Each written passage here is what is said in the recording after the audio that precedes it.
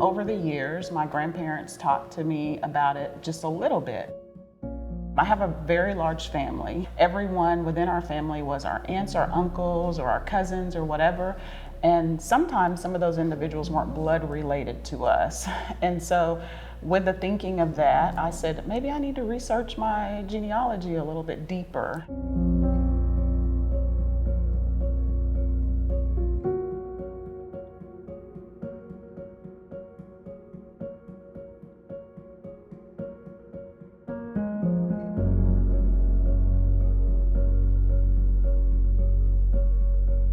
One of my first cousins, that's a true cousin, on my mother's side, he is actually Creek, but he and I started working together to kind of try to retrace some of our ancestral steps and see what we could find out. We've come up to a lot of roadblocks because when you start researching Freedmen, our records are very limited on some of the things. So I'm super excited to let it all unfold. So our team was actually able to find 8 of your ancestors on the Dawes rolls. Okay. And most families, usually it's 3 or 4 ancestors. So I thought that was really interesting. And that's on both your paternal and your maternal side. Okay. Both your maternal and your paternal sides descend from Cherokee Freedmen who were born in Cherokee Nation prior to the forced removal or the Trail of Tears.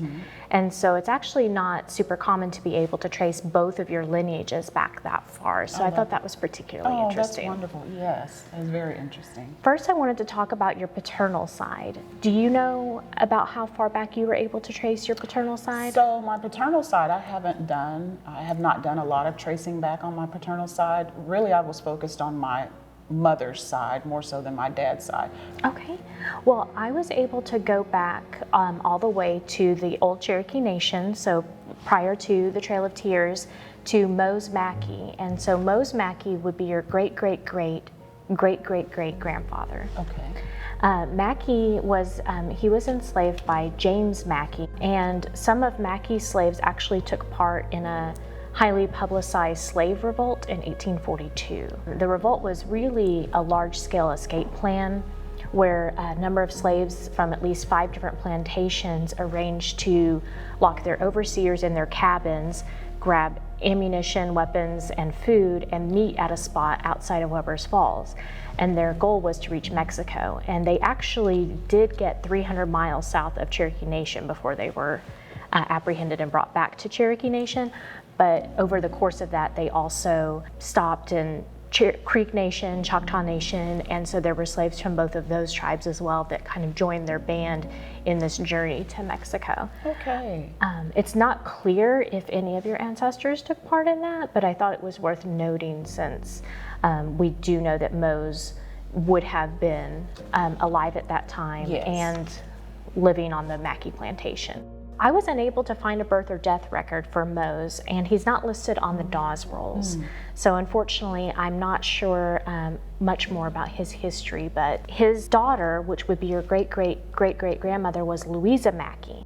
Louisa Mackey was actually, she was enrolled as Louisa Shoto. So we were able to find her name on the Dawes rolls as Louisa Shoto and then trace her back. So Louisa Mackey would have been Mose's daughter, but she actually belonged to the Chambers family. But Louisa was born in the old Cherokee Nation, and she moved west with the Chambers family on the Trail of Tears. And we actually know which detachment they traveled with. So we know when she departed the old Cherokee Nation and exactly when she arrived, and what path she took. And we know a lot more information about her journey west than we do about Mose's journey west. Okay. So Louisa departed the old Cherokee Nation on October 23rd of 1838, and she arrived in Indian Territory at Woodall's Depot on March 24th of 1839. The Hildebrand detachment is the detachment that she was traveling with, and they were one of the last to arrive in Indian Territory.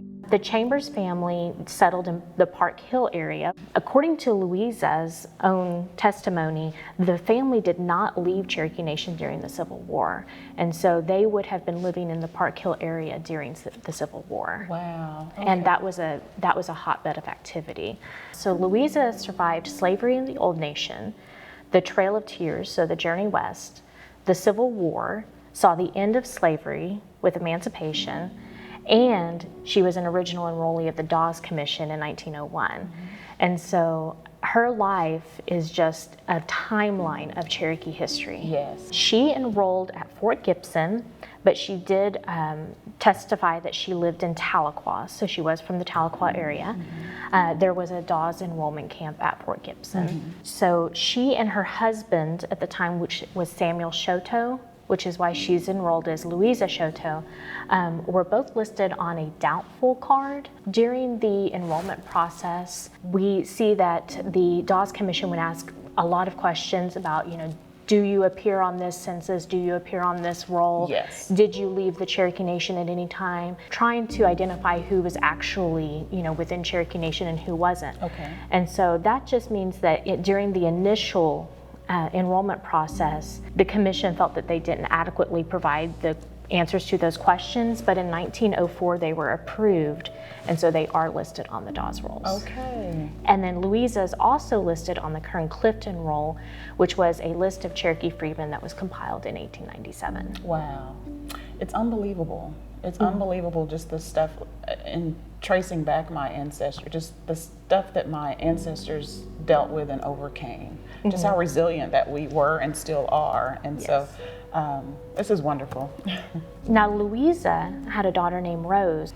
Rose, I was not able to find a lot of information on. She's mentioned in Louisa's testimony to the Dawes Commission, but she died around 1874 near Fort Gibson, and so that's about all I was able to find about Rose, other than, according to Louisa's testimony, Rose also never left Cherokee Nation during the Civil War. She stayed in the Park Hill area. Okay. And Rose's daughter, Mary Chambers, Mary is also listed on the Dawes rolls. Mary was raised by Louisa. She testified to that in her interview with the Dawes Commission. She was born right after the Civil War, around 1867. And she did testify that her mother died when she was very young, so she was raised by her grandmother, which would be Louisa.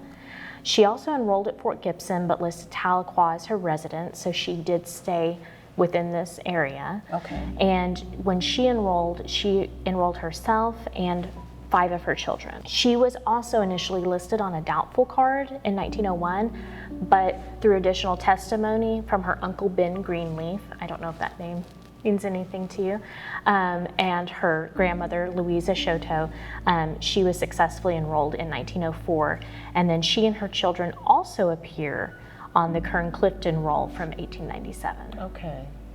Wow. So going to Mary's son Clarence. Now, this would be your great grandfather. Clarence Wilson was about 12 when he was enrolled by his mother. Okay. And so he also appears on the Dawes rolls.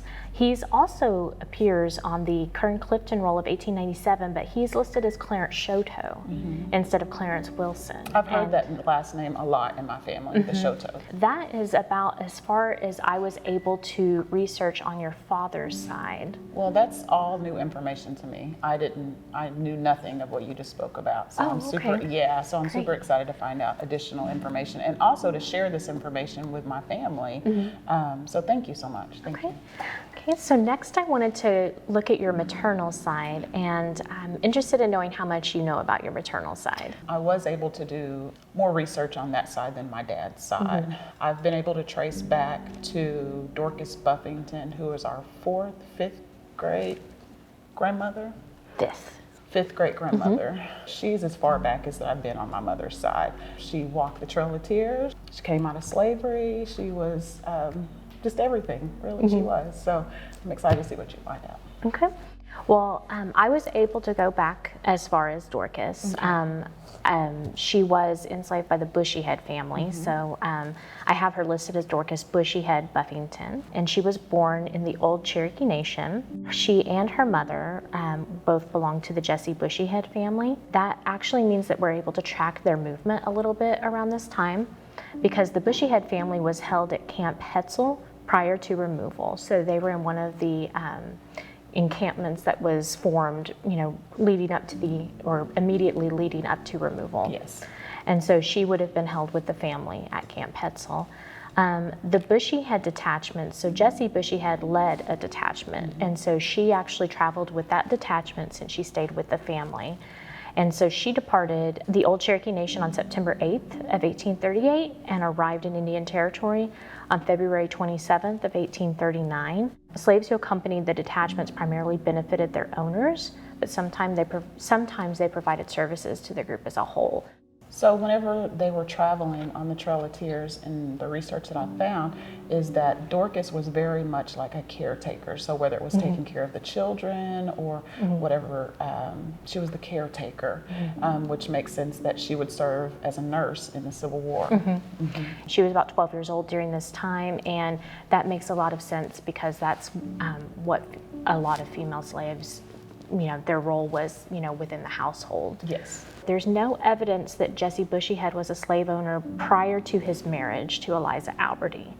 And Eliza Alberty's dowry included one slave woman. I wasn't able to identify if that was Dorcas's mother or if that was a different slave woman, unfortunately. So I did read about Dorcas's mother being the slave for the Bushyheads, and that's where Dorcas's father comes in at, Charles Foreman. Not sure if you were able to find that, but Charles Foreman was a full blood, and then him and Dorcas's mother Elizabeth Bushyhead. That's where Dorcas comes from. Dorcas married Harry Buffington, who was also born in Cherokee Nation, the Old Cherokee Nation. Both Dorcas and Harry served in the Army during the Civil War. And they were both in the 3rd Indian Home Guard, Kansas Regiment. The National Park Service actually has published a list of all Indian Home Guard members, and they also included the statement that the Indian Home Guard were volunteer infantry regiments recruited from the 5 tribes of Indian Territory to support the Union during the American Civil War. And so I was able to find the records for both Harry Buffington and for Dorcas Buffington and their service during the Civil War. Oh, wow. Okay. It looks like Harry served as a private in Company K, but I also found a Company D, so I'm not sure how that works, if you switch or promoted. Okay. Okay. But and then Dorcas was listed as a matron for the Army, which was the role of a nurse, and so she took care of injured soldiers, while they were recuperating, and she would have been close to the action, although not in the middle of the action. Which again, that's what makes sense in regards to her traveling on the Trail of Tears and being the caretaker, and then going to the military and having to be a nurse there. Yes. and be a caretaker once again. So that makes sense. Both of them have pension records that are available through the National Archives that provide a little bit more detail about their service. And Harry's death in 1884 was even published in the newspaper, and he was listed as Uncle Harry Buffington. So I was able to find out that he is buried at Gadoogie Cemetery, which you just mentioned, so that makes sense. So he and Dorcas are both buried there. Yes. Dorcas enrolled with the Dawes Commission at the Tahlequah office, and she listed her post office as Melvin. Melvin was one of the all-black towns in Indian Territory. Unfortunately, it's no longer inhabited, but it was here in what is now Cherokee County. Dorcas's daughter, Margaret Buffington, other than her estimated birth and death dates, there was not much found, but I did find that she married a man named Watt Paris, which is where, of course, your Paris lineage comes in. Correct. And Watt Paris actually belonged to Robert Paris, who was an old settler Cherokee. The old settler Cherokees traveled west prior to the Trail of Tears. So we had Cherokees who were traveling west as early as the 18-teens, and settling in what is now Arkansas, but then moving further west into what we now know as Cherokee Nation. And Robert Paris was one of those old settlers. He actually traveled west with a group led by Dr. Benjamin Curry in 1832. And so we know that that is when Watt would have moved west. So he would have been born in the old Cherokee Nation as well. Okay. So I think this is very interesting, especially when you look at your ancestors, Dorcas Bushyhead Buffington, and then Louisa Mackey, because you come from two lines going back to women who survived very momentous occasions during Cherokee history. They were born into slavery in the old Cherokee Nation. They survived the Trail of Tears. They survived slavery in the new Cherokee Nation. They survived the Civil War, saw emancipation, survived the Reconstruction period, and went on to be original Dawes enrollees. And I think that's amazing that you're able to trace both sides of your family tree back to that. Yes, it is. It's simply amazing. And then whenever I go back and not only go back, but go back and listen to someone else tell me the story, it's very emotional for me because just knowing, as I said before, all of the stuff that they endured and just still the resilience that they had and still wanting to continue to take care of people and make sure that everyone was okay outside of themselves. It just speaks volumes to the women in our family. Yeah, it makes me so proud. It really does. It makes me so proud. Just not proud, not only just proud as a person, but proud as a Cherokee citizen.